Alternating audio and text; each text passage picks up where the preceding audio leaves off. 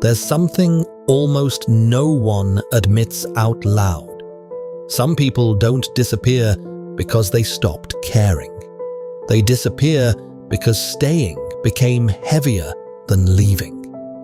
And not all at once, not dramatically, not with a scene or a confrontation or a final breaking point that makes sense from the outside. It happens slowly, the way water wears through stone. A reply that takes a little longer.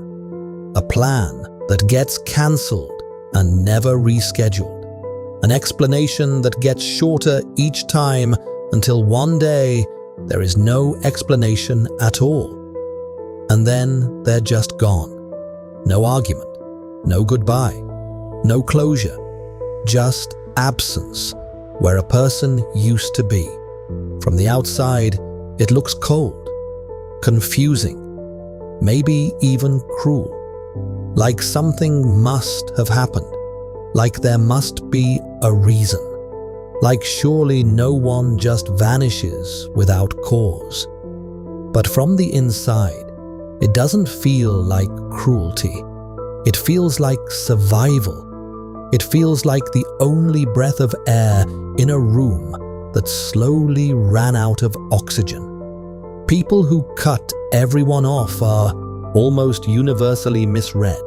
They get labeled as distant, arrogant, emotionally unavailable, difficult, cold. Society tends to view disconnection as a character flaw, a sign of emotional immaturity, a refusal to do the hard work of relationship. But the psychological reality is so much more human than that, so much more complicated, and so much more painful than most people ever stop to consider. Because cutting people off is rarely the first choice. It is almost always the last one.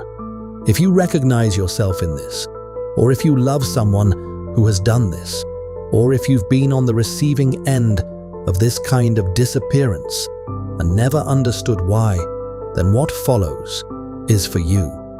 This is not a judgment. This is not a prescription. This is an attempt to give language to something that has lived inside people without words for far too long. Most people who cut everyone off did not arrive there suddenly. They arrived there after a long, quiet, patient period of endurance. They tolerated being misunderstood. They tolerated being the strong one, the reliable one, the person everyone called when things fell apart, but no one thought to check on when things were fine. They tolerated being the emotional container for everyone around them, absorbing worry and grief and chaos and need, and offering back steadiness and solutions and calm. They became the person who says it's fine when it isn't, the person who doesn't complain, the person who carries things alone, because somewhere along the way, they learned that sharing the weight made other people uncomfortable. And slowly, something inside them began to wear down. Psychologically speaking, this pattern often traces back to early experiences where a person's needs were treated as inconvenient, excessive, or simply invisible, not necessarily through dramatic neglect or obvious harm. Sometimes it's subtler than that. A childhood where emotions were minimized. A family system where being low maintenance was praised and being needy was met with withdrawal or frustration. An environment where you learned, without anyone saying it directly, that you were easier to love when you asked for less. So you adapted. You became someone who didn't ask. Someone who figured it out alone. Someone who prided themselves on not being a burden. And that adaptation worked, in a way. People loved you for your reliability. They depended on your steadiness. They called you the strong one like it was a compliment, never noticing that strength, when it is never allowed to rest, becomes a kind of cage. There is a concept in psychology called emotional saturation. It happens when a person has given too much for too long without feeling genuinely seen, met, or reciprocated. Imagine pouring water into a cup that has cracks running through it. No matter how much you pour in, it never fills. Eventually, you stop pouring. Not because the water stopped mattering, not because you stopped caring about the cup, but because you have nothing left to pour. You are empty, and you have been empty for longer than anyone around you realized, because you were so practiced at hiding it. If this is landing somewhere real for you, take a second and like this video and subscribe if you haven't already. It helps more people find this kind of conversation, and there is a lot more of it here. People who reach this point often replay moments in their minds that seem small to others, but felt enormous to them. Being talked over in a conversation, they finally worked up the courage to speak in. Being forgotten on a day that mattered. Being reached out to only when someone needed something. Only when you were useful. Only when there was a problem you could solve. Being praised for being strong, instead of being asked if you were okay. Being told you're so capable when what you needed was for someone to sit with you in the incapability, in the mess, in the ordinary human need. These moments accumulate. They don't always announce themselves as wounds. They just quietly add weight, one layer at a time, until the weight becomes unbearable. And here's what makes this so difficult to understand from the outside. The person carrying all of that weight usually looks fine. They are often the ones who seem most put together, the ones who are always there for others, the ones who never seem to struggle.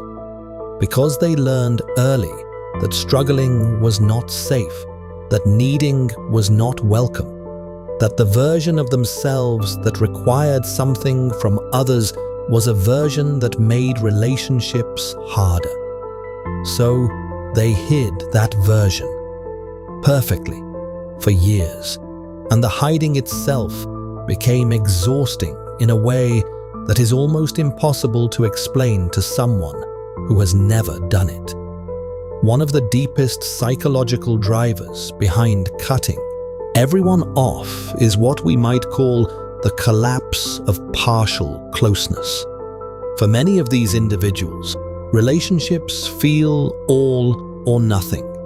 Either they are deeply invested, fully present, genuinely committed, or they feel fundamentally unsafe.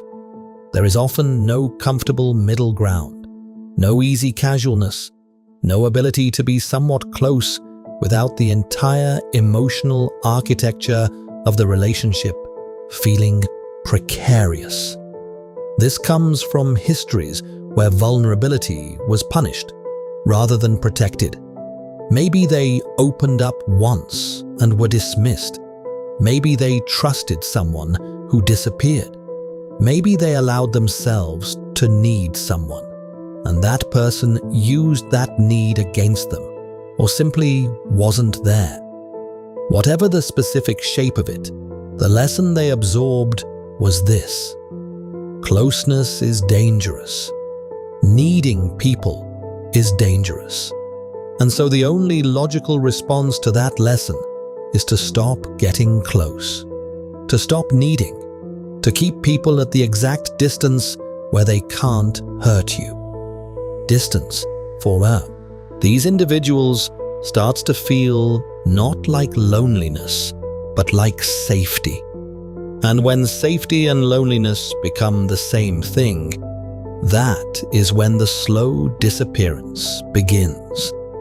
There is also a quiet grief that lives inside people who cut everyone off. Not just grief for specific relationships, but grief for the version of themselves that used to try harder.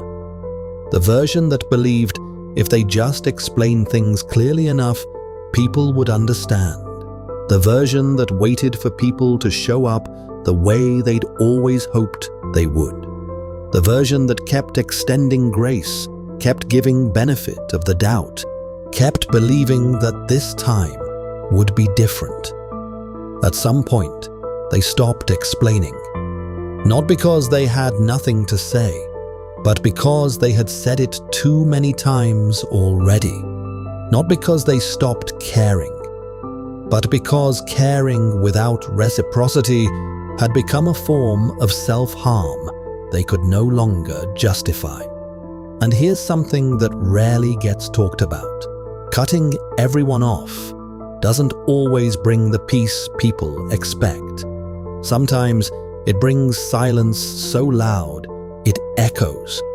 In the beginning, there is often relief. The nervous system finally slows down. The constant anticipation of being needed, misunderstood, or emotionally depleted begins to fade. There are fewer messages to respond to, fewer emotional negotiations to navigate, fewer moments of giving something you don't have. And for a while, that quiet feels like breathing, room.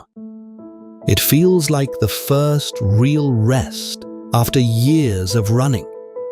But then comes the second phase, the one nobody talks about. Because silence doesn't just remove noise, it removes mirrors. When you step away from everyone, you also step away from reflections of yourself. No one is there to remind you who you've been, who you're becoming, or how you exist in the lives of others. And for someone who already struggles with a fractured sense of identity, this can feel both freeing and deeply disorienting. Psychologically, human beings are relational creatures. Our sense of self is not formed in isolation. It is shaped through connection, through being witnessed, through the way other people reflect us back to ourselves. When connection disappears completely, the mind begins filling in the gaps on its own, and it rarely fills them with kindness. That's when the thoughts begin.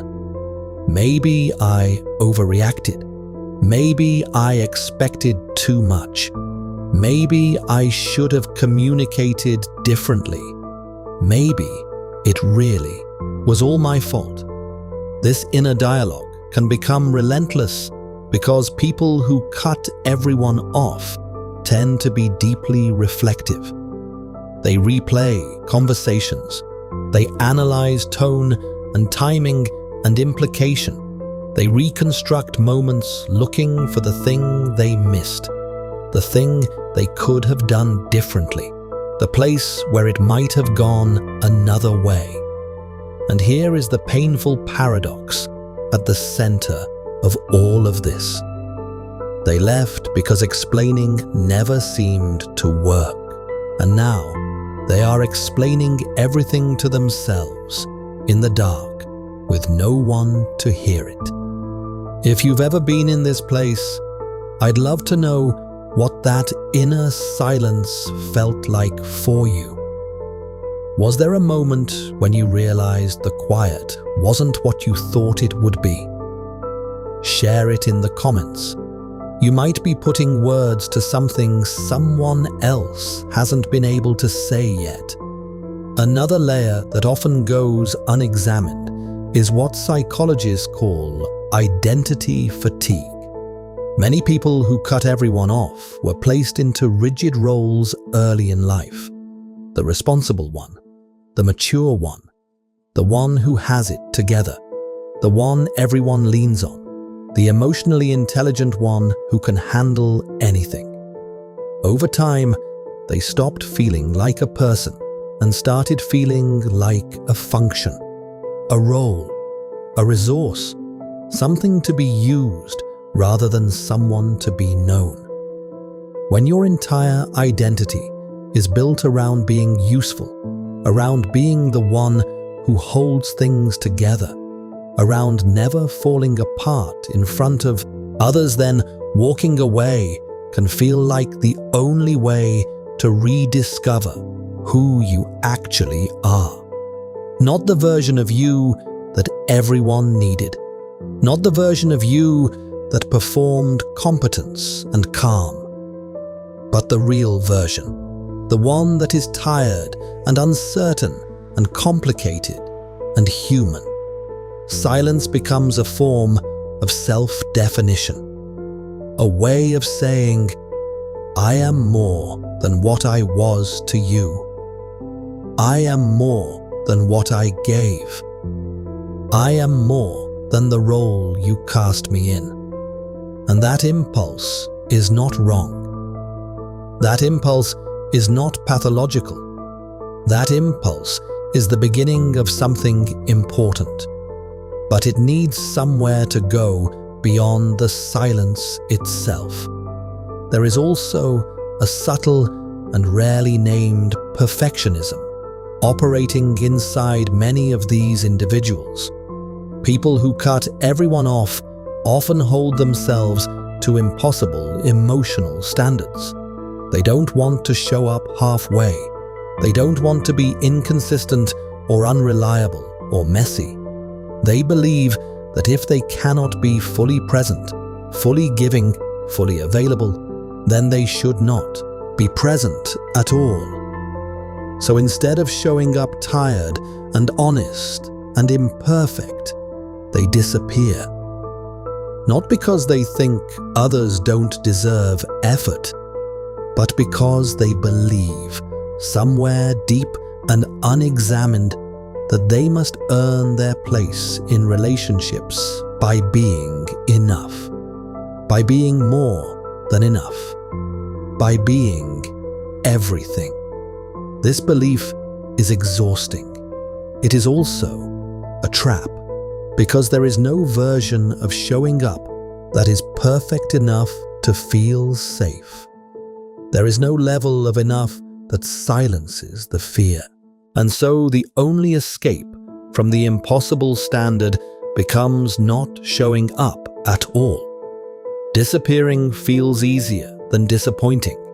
Absence feels safer than imperfection.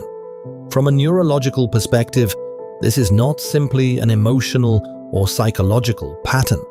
It is physiological, chronic emotional stress, the kind that comes from years of giving without receiving, from years of suppressing needs and performing calm, from years of operating in relationships that felt fundamentally unsafe. This kind of stress can shift the way the nervous system responds to connection itself. The brain begins to associate closeness with overwhelm, relationship with threat, intimacy with danger, and so withdrawal becomes a form of nervous system regulation. Distance is not chosen consciously. It is reached for instinctively, the way you pull your hand back from something hot. This is not weakness. This is adaptation.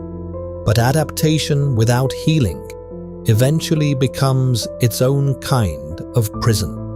One of the saddest truths about people who cut everyone off is that many of them still deeply, genuinely, quietly value relationships. They are not emotionally numb. They are emotionally overloaded. They are not cold. They are tired in a way that goes bone deep. They are not heartless. They are guarding what is left of their heart with the only tools they were ever given. They still remember birthdays. They still wonder how people are doing. They still feel the pull of connection. the longing for someone who knows them, the ache of the particular loneliness that comes not from being alone, but from being surrounded by people and still feeling unseen. They just don't know how to return without losing themselves again. They don't know how to step back into the spaces that cost them so much without paying the same price all over again. There is also a strong, often unacknowledged self-awareness in these individuals. They notice patterns. They notice emotional imbalance. They notice when a relationship has become one-directional long before anyone else acknowledges it. They are often the most perceptive people in the room. But here is the painful irony. Awareness without the tools to act on it differently turns into resentment. And resentment, held long enough, turns into the decision to leave. Because silence doesn't argue back. Silence doesn't misunderstand. Silence doesn't ask for more than you have. Silence is the one thing that cannot disappoint you, but silence also cannot hold you, and silence cannot heal you. The real danger comes when cutting everyone off stops being a phase and becomes an identity, when self-protection hardens into avoidance, when solitude stops being restorative and starts becoming a way of life that feels safe but hollow.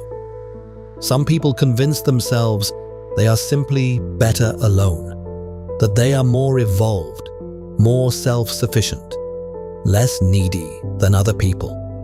And sometimes that belief is genuine, but sometimes it is a story built over the top of an older, more painful truth, that they have never experienced connection that felt safe enough to stay in. There is a difference between choosing solitude and being exiled from connection by your own fear. There is a difference between healthy independence and what we might call emotional exile. And deep down, many people who have cut everyone off know the difference. They feel it in the moments when something beautiful happens and there is no one to tell.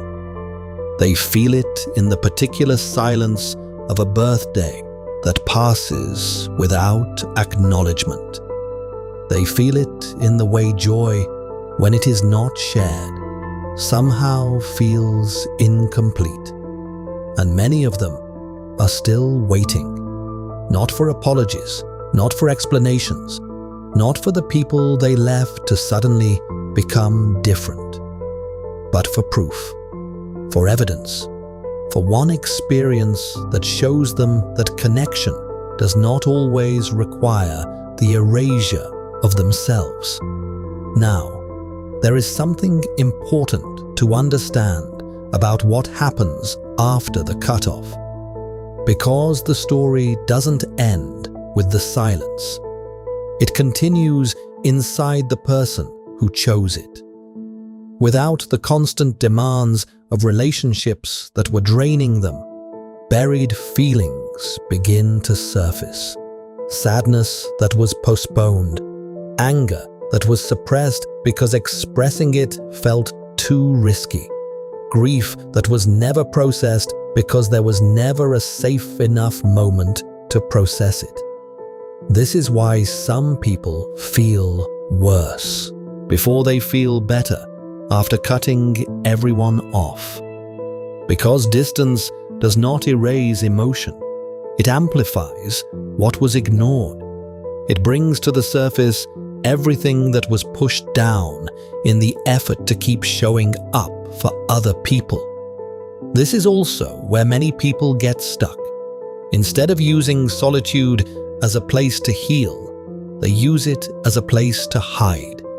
They stay in the silence not because they are healing, but because emerging from it feels terrifying. Because emerging means being vulnerable again. It means risking the same patterns. It means facing the possibility that they still don't have the tools to navigate connection without losing themselves. And here is a truth that is uncomfortable but necessary. Emotional growth does not come from cutting ties. It comes from learning how to form them differently. It comes from developing the skills that many of these individuals were never taught in the first place. Skills like communicating limits early, before they harden into resentment. Like noticing when a relationship is becoming unbalanced and saying something instead of silently absorbing it. Like allowing other people to disappoint you without internalizing that disappointment as evidence of your own unworthiness. Like being imperfect in relationships and surviving that imperfection. People who cut everyone off often carry an unconscious belief that they must show up fully or not at all. That partial presence is a form of failure. That being tired or uncertain, inconsistent, makes them unworthy of the relationship. But real connection, genuine human connection, does not happen in perfection. It happens in the partial presence. It happens in showing up messy, in saying, I don't have much today, but I'm here. In being human rather than reliable. In letting someone see the version of you that doesn't have it together, and discovering that they stay anyway. That experience of being seen in imperfection and not abandoned is often the experience that these individuals have never had. And it is the experience that begins to change everything. One of the long-term psychological consequences of cutting everyone off is something called relational hypervigilance. After experiencing emotional overload, after having the nervous system trained to associate closeness with depletion, the mind becomes acutely sensitive to potential threats in new relationships. A reply that takes a few hours feels like rejection. A small misunderstanding feels like a warning sign, a preview of the same patterns that led to the last disconnection. A request, even a gentle one, feels like the beginning of the same cycle of giving until there is nothing left. So even when new connections appear, the person holds back. They enjoy people, but they don't lean in. They listen, but they don't reveal. They show up, but they don't open. They create relationships that look functional on the surface, but feel hollow underneath. And then they say, I just don't connect with people the way I used to. I just don't feel close to anyone anymore. But the truth is more nuanced than that. They connect. They are capable of connection. They just don't feel safe enough to stay in it. They are waiting for the thing that always happens, the moment when connection becomes cost, when closeness becomes obligation, when the person they trusted reveals that what they really wanted was the version of you that gives without limit. There is also a deeper fear operating quietly beneath all of this. The fear of repetition. Many people who cut everyone off believe with a certainty that feels like fact that if they let someone close, the cycle will restart, that they will give too much again, that they will overextend again, that they will lose themselves again, because that is all they have ever known closeness to be. And so instead of learning new ways of being in relationship, they choose the only protection they trust: permanent distance. This is understandable. It makes complete sense given what they have experienced. But it is not sustainable, because human beings do not heal in permanent isolation. They heal in relationships that feel different from the ones that hurt them. They heal in the presence of someone who does not require them to be endless, someone who can hold their need without flinching, someone who stays even when the performance of strength drops away. And there is something else that lives in the long aftermath of cutting everyone off. Something rarely acknowledged because it feels contradictory. Grief. Not just grief for the relationships that ended, but grief for what those relationships never became. For the version of the friendship that almost worked. For the family dynamic that could have been different. For the connection that had so much potential and still somehow couldn't hold the weight of two real, imperfect human beings. This grief is complicated because it is mixed with relief. Because the person who left was also the person who was hurt. Because leaving was necessary and still a loss. Because you can grieve something you chose to end. Because love and exhaustion can exist in the same moment, in the same relationship, in the same heart. And unresolved grief has a way of leaking into everything that comes after. It creates a kind of emotional caution that looks like coldness, but is actually self-preservation. It makes people warm but unreachable, present but unavailable, kind but guarded. They are not uninterested in you. They are protecting something that was never protected before. They are holding something tender that was handled roughly too many times, and they are not yet sure that your hands are safe. If you are someone who has cut everyone off, here is what matters most. What you did was not a character flaw. It was a response to unmet needs. It was the most logical thing a person could do, given the tools they had and the pain they were carrying. Protecting yourself was not wrong. Needing space was not wrong. Choosing silence over continuing to bleed was not wrong. But staying in that silence forever is not healing. It is just a different kind of pain. And if you are someone who loves a person like this, who has watched them disappear and never understood why, then understand this. Their absence is not a statement about your worth. It is a statement about their capacity, about what they learned connection costs, about the accumulated weight of years of giving without being given to. Their leaving was not about you, even when it felt entirely personal. It was about survival, about the only exit they could find from a room that had run out of air. The path forward for people in this pattern does not begin with reopening every door. It does not begin with letting everyone back in or undoing every distance or explaining every silence.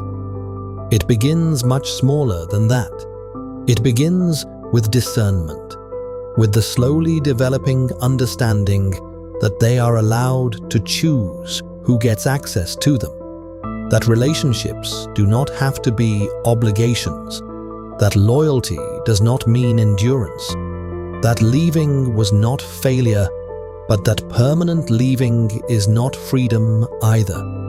It begins with learning how to say no without disappearing, how to express a need without apologizing for having it, how to stay in a relationship without shrinking to fit inside it, how to be imperfect and still believe you deserve to be there. This is uncomfortable work. It requires unlearning survival strategies that once genuinely kept you safe. It requires tolerating the vulnerability of being partially seen before being fully seen. It requires trusting that not every connection will extract the same price as the ones that broke you. And it begins, most often, with one person. Not everyone, just one. One relationship that feels different. One conversation that goes the way you always hoped conversations could go. One moment of being honest about your limits and discovering that the other person doesn't leave, that they don't minimize, that they don't require the performance of strength in exchange for their presence. That moment is small. It might not feel like much, but it is the beginning of a different story. One where connection does not require self-erasure. One where you can be present without being consumed. One where the question you have been carrying, how do I stay connected without disappearing inside myself, finally begins to find its answer.